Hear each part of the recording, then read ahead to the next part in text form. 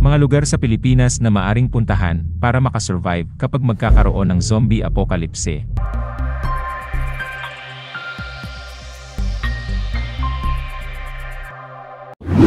Ang konsepto ng isang zombie apocalypse ay naging isang sikat na tema sa horror at science fiction genre.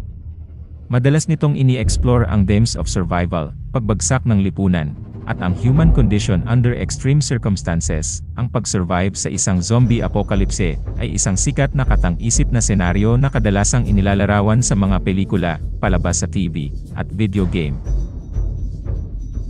Bagamat hindi ito totoong alalahanin, maaari ka pa ring gumawa ng ilang imaginative and entertaining na mga eksperimento sa pamamagitan ng pagsasaalang-alang kung ano ang maaari mong gawin upang mabuhay sa ganong sitwasyon. Paano mabubuhay ang isang zombie apocalypse? Well, ang lahat ay depende sa kung saan ka nag-set up ng base. Sa kabutihang palad, ang mga Redditor ay nagbahagi ng mas makatotohanang mga opsyon para sa ating lahat sa isang thread na nagtanong sa mga user. Imagine that a zombie outbreak happens in our country. Saan ka pupunta para makasurvive at bakit? Mula sa mga supermarket hanggang sa mga liblib na isla, narito kung saan iba't ibang tao ang nagpaplanong pumunta kapag natamaan. Number 1, sa isang hardware. Ayon sa isang netizen, pumunta sa Ace Hardware. At kunin lahat ng mga martilyo at power tools.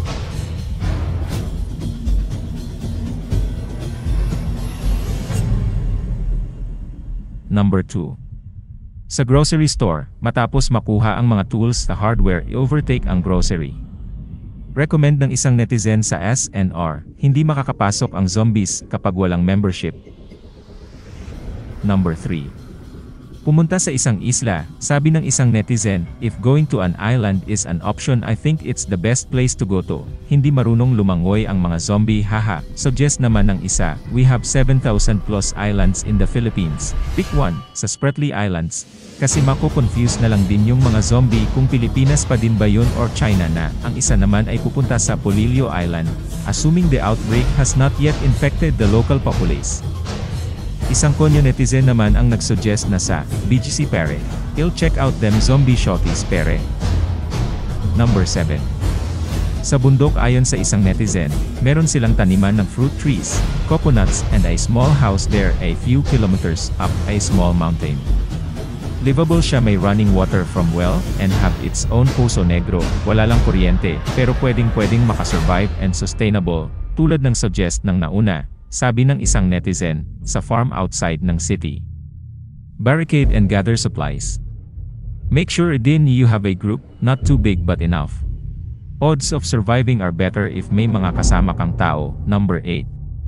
Sa Malacanang o sa Batasan. Walang brainwaves makukuha doon mga zombies para puntahan nila. Number 9. University of the Philippines Diliman Institute of Chemistry. Bawal pumasok kapag walang ID, mahigpit pa naman yung gwardiya. Number 10. Halos lahat ng bahay sa bansa ay may isang uri ng bakod upang ilayo ang mga magnanakaw. Ang ilan ay may 2 tandang bawas, 3 story na gate at pader. Magiging ligtas ka sa isa sa mga ito sa loob ng ilang araw hanggang sa tumagal ang mga supply, at hanggat wala tayong mga parkour zombie. Number 11. Ayon sa isang zombie media enthusiast, ang pinaka-the best option mo ay mag-bunker up sa bahay mo at maging tahimik as possible. Makinig ka sa balita, iba't iba ang uri ng zombie, knowing which type is the first thing to do. Habang nagbo-bunker up ka ay pwede ka mag-weaponize ng mga bagay o magplano kung paano i-ration ang pagkain o mag-ipon ng tubig o tubig ulan. Yung pagpunta sa ibang lugar para mag-bunker up ay ang final go-to mo kung malapit na maubos ang supplies mo. Ang pagpunta sa isang lugar with high risk na mamatay ka for the sake of a questionable na reward ay ang pinakabawal mong gawin. Gayunpaman, huwag mag-alala tungkol dito. Gaya ng sabi ng isang netizen, hindi talaga magtatagal ang isang zombie apocalypse sa Pilipinas. Heat makes the decomposition stage faster, meaning 1 or 2 days lang soft na yung meat and hindi na kaya mag-carry out na movements. You also need an area na madaming safe areas to hide in the event na kailangan mong i-wait out yung decomposition.